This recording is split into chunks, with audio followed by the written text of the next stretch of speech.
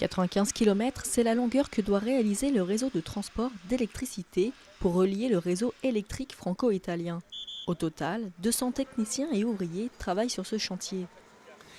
Alors, ce qu'on peut dire, c'est qu'on est dans la phase la plus active du chantier. Ça fait 2 ans que le chantier a commencé, notamment sous l'autoroute et les routes départementales. Je crois que les utilisateurs, et on les en remercie, font preuve de patience pendant ces travaux. On en voit le bout s'agissant de la partie le long de la route et de l'autoroute.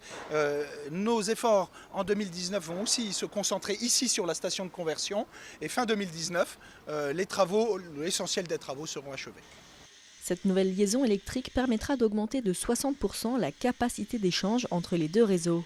À chaque extrémité de la liaison électrique, des stations de conversion seront construites. L'une au niveau du poste électrique de Grande-Île à Sainte-Hélène-du-Lac et la seconde à Turin en Italie.